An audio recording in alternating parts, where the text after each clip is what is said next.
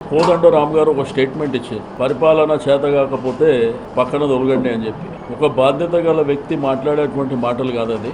ఈరోజు తెలంగాణ రాష్ట్రం ఏర్పాటైన తర్వాత 60 సంవత్సరాల నుంచి ఎంత నెగ్లెక్ట్ కాబడ్డదో, మరి కేసీఆర్ గారు ఉద్యమ నేపథ్యంలో తెలంగాణ రాష్ట్రం సాధించిన తర్వాత ఈ 2 సంవత్సరాల కాలంలో జరుగుతున్నటువంటి అభివృద్ధి సంక్షేమ కార్యక్రమాలు మీకు చెప్పుకుంటూ పోతే భారతదేశ రాజకీయ చరిత్రలో ఏ ప్రభుత్వాలు చేయనటువంటి కార్యక్రమాలు.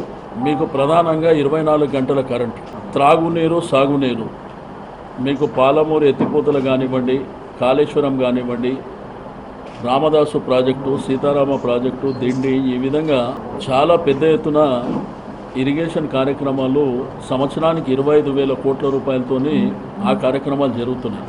తెలంగాణ ఉద్యమ నేపథ్యంలో కేసీఆర్ గారు మరి ఆ కార్యక్రమాన్ని స్టార్ట్ చేసినటువంటి సందర్భంలో ఒక జేఏసీ ఉండాలని చెప్పి కోదండరామ్ గారిని చైర్మన్గా పెట్టి అన్ని సంఘాలు, అన్ని అసోసియేషన్స్ కలిపి ఆ కార్యక్రమాన్ని నిర్వహించడం కేసీఆర్ గారు వారి డైరెక్షన్ ప్రకారం. మరి ఈరోజు ఆయన మాట్లాడుతున్నటువంటి మాటలు, నీకు బాధ్యతగా ఏదైనా పార్టీలకు పోదలుచుకుంటే మీరు పోవచ్చు, అంతేగాని ఈ విధంగా ప్రభుత్వాన్ని టార్గెట్ చేసి మాట్లాడడం వెనుక ఉన్నటువంటి ఉద్దేశం కూడా మీరు చెప్పవలసినటువంటి అవసరం ఉన్నది. ఎందుకంటే మీరు గతంలో కూడా ఉద్యమం నడుస్తున్నటువంటి నేపథ్యంలో జేఏసీలో ఉన్నటువంటి మెంబర్స్కు చెప్పకుండా సోనియా గాంధీని పోయి కలిసింది, బీజేపీ వాళ్ళని కలిసింది, ఎవరికి తెలియకుండా వెళ్ళి కలిసినటువంటి దాఖలాలు ఉన్నాయి.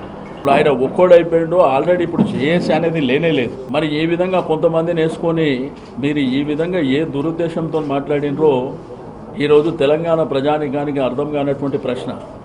ఇప్పటికైనా కానీ మీరు ఒక బాధ్యతగా, మీరు రైట్ రాయల్గా ప్రజాస్వామ్యం, డెమోక్రసీ, నీకు ఏదైనా పొలిటికల్ పార్టీ ఇంట్రెస్ట్ ఉంటే వెళ్ళిపోవడానికి అవకాశాలు ఉన్నాయి, అంతేగాని ఈ విధంగా ప్రభుత్వాన్ని బదనాం చేయడం అనేది కరెక్ట్ కాదు. ప్రజలందరూ ఒకవైపునుంటే ఆయన కొత్తగా ఎందుకు స్టేట్మెంట్ ఇచ్చిండో, మరి దాని వెనుక ఏ ఒత్తిడి ఉన్నదో మరి బహిర్గతం చేయవలసినటువంటి అవసరం ఉన్నది.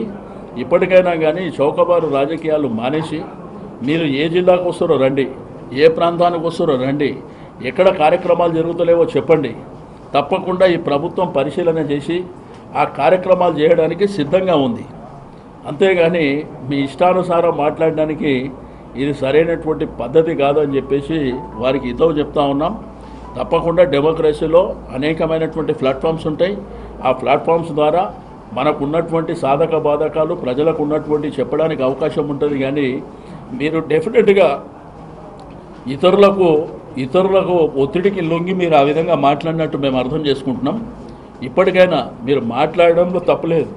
మీరు ఏదైనా పార్టీలో జాయిన్ కావాలనుకుంటే జాయిన్ అయి మాట్లాడుకోండి, మాకు అభ్యంతరం ఏం లేదు. కానీ ఒక పని చేసేటువంటి ప్రభుత్వాన్ని, ఒక ముఖ్యమంత్రి గారి టీం, ఇక్కడ ఉన్న శాసనసభ్యులు, ప్రజాప్రతినిధులు చాలామంది ఈరోజు ప్రజలలో ఎప్పటికప్పుడు నిమగ్నమై అనేకమైనటువంటి కార్యక్రమాలు చేస్తున్నారు.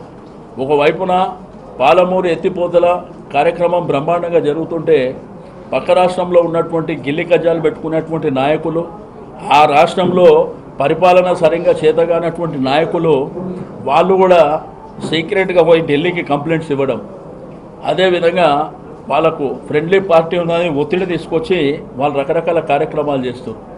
ఈ సందర్భంలో మనం అందరం కలిసి ఉండే విధంగా ఉండేటువంటి పరిస్థితుల్లో మీరు ఈ విధంగా చేయడం అనేది చాలా దురదృష్టకరమైనటువంటి పరిణామం.